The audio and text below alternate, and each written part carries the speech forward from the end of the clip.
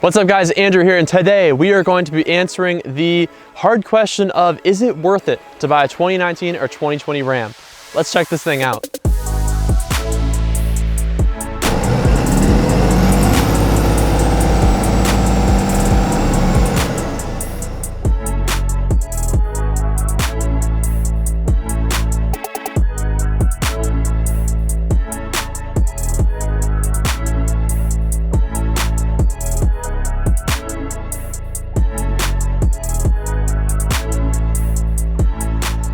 Now, one thing I want to address off the bat is that I've heard a lot of people talk online that these trucks are just a front clip change. Everything is the same between this and the late 4th gens, the 2014 plus trucks, except for the front clip, and that could not be more false. Ram has made changes from front to back, under the skin, the frame, the suspension, everything on this truck is altered.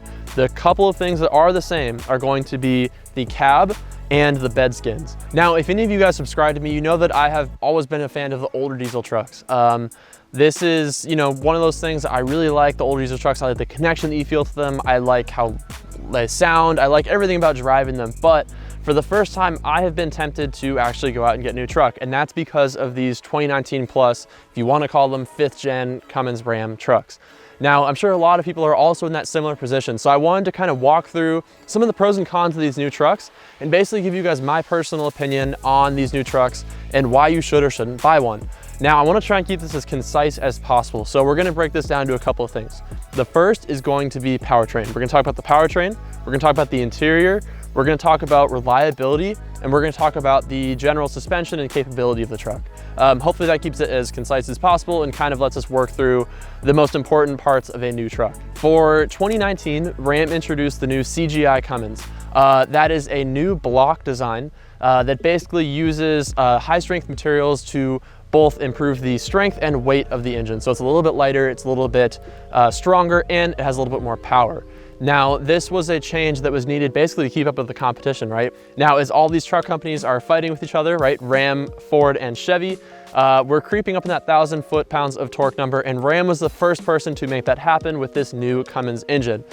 This is still the 6.7. It's very similar to the last iteration of it, but there's a couple of tweaks on it, right? The turbo's different, timing's different, injectors are different, the fuel injection pump is different, right? We moved to the CP4 from the CP3. Mind you, this is an altered CP4, so this is different than what you would find on the Duramax trucks that has been failing so much, and it's actually fed by a lift pump, unlike the Duramax trucks, so it's going to be a little bit more reliable.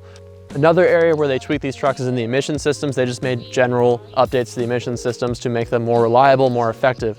The end result is the most power ever put out of a 6.7 Cummins, or Cummins in general, and some of the best fuel economy that I've seen out of these trucks.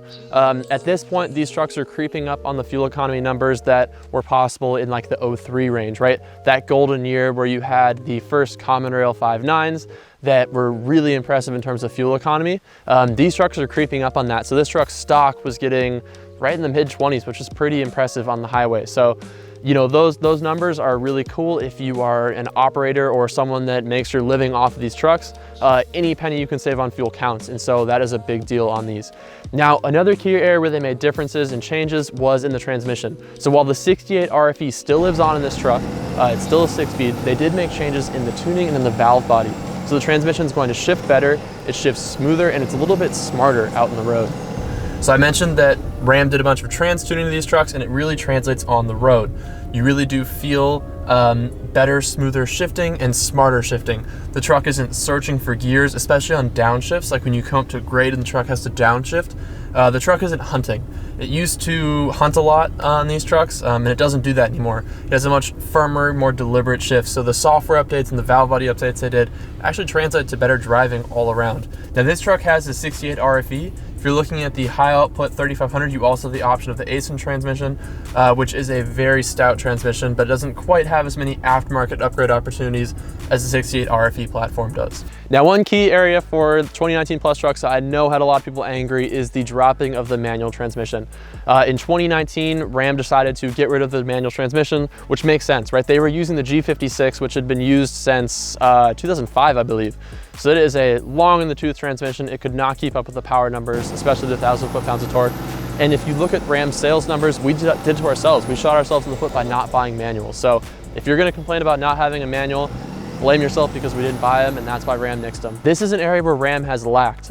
In terms of transmission quality, Ford has the 10-speed, which is a really exceptional trans, and it has a huge gearing ratio. And then Chevy obviously has the Allison, which has been a very proven and reliable transmission. So the 68 RFE has always kind of been the Achilles heel on the Ram platform. I do think with these changes, it will be a better transmission, but I think that the Ram is probably gonna get some sort of 8 or 10-speed update coming with the next body style change, which I've rumored to be somewhat soon. We'll get into that later. Now, the next thing about this truck that is new is the interior.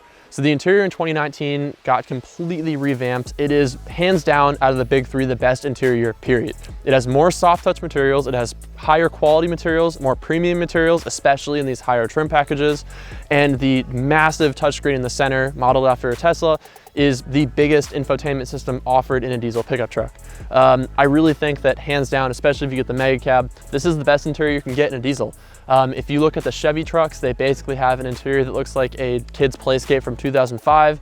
If you look at the Fords, the interior is a little bit harsher. There's less soft touch materials. It's just not as friendly and nice and welcoming. So I really do think that in terms of material quality, in terms of trim packages and trims levels, that the Ram has absolutely outdone themselves in terms of the interior. Chrysler really went out of their way to make sure that their interior was the best possible and the most luxurious possible on these trucks. Now, if you've been in the base model trucks, it's still really comfortable. So even in the base model, like SLT package trucks or the Tradesman, it's still a very comfortable interior. Obviously, you're not getting all the premium soft touch materials and stuff like that, but it is still a really nice interior. So out of the big three, hands down, this interior wins.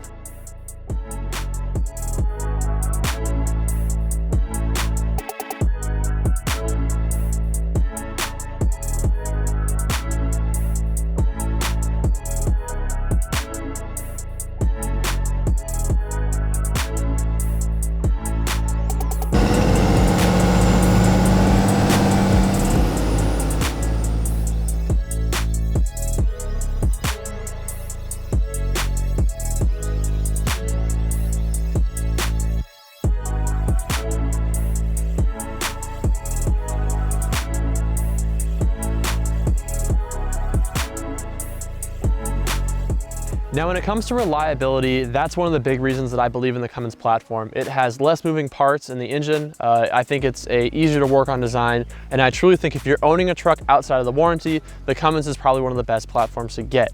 Now, in terms of reliability on these trucks, they've made some big strides. Now, one of the biggest areas that we saw failures in the 14 Plus platform was in the emissions equipment. And every generation, as the emissions equipment matures, it gets better and better, right? So when that was first introduced in 07.5, there were tons of problems that plagued those trucks.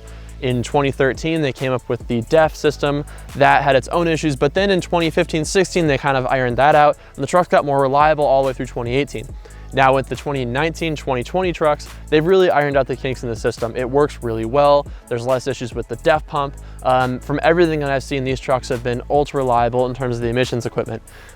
With the beefing up of the engine, with the trans updates in the tuning and in the valve body, I really think that these trucks are going to be more reliable than the predecessors. The one key area of failure that I see is in the electronics. Everyone knows that Chrysler is not the most trustworthy with electronics, and these trucks have more than they've ever put on any of these trucks before. So that is a key area where there could be a failure point. But I do think that in terms of the general design of these trucks, I really think they are getting more reliable than ever. And this is probably the platform that I would choose out of the big three in terms of reliability. Now, in terms of suspension, these trucks are very similar to the 14 Plus trucks. That suspension design changed in 14 and went all the way up to 18. And that suspension on these trucks is very similar. They did change some bushing materials, some parts about the radius arms. There's now holes in them. It's very slight tweaks, but it's not anything that you are going to notice.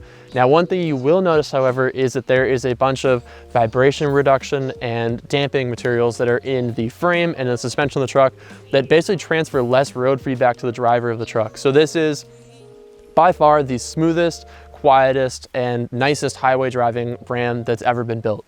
The steering responsiveness is better. It's more stable at speed. This is seriously a very, very smooth and comfortable truck to drive. It's pretty hard to beat these 2500 trucks, especially with the 19 Plus platform. They did make some tweaks that definitely made these trucks ride better. And so right now I think that this is pretty much the smoothest riding 2500 platform between Ram and Ford and Chevy. Now, one thing I want to mention with the suspension is that on these new trucks, the 2014 Plus platform, the Ram 2500s are going to have a coil sprung rear end, and the Ram 3500s are going to have a leaf sprung rear end. If you plan to tow with your truck pretty much at all, anything over 10,000 pounds, you need to get a Ram 3500.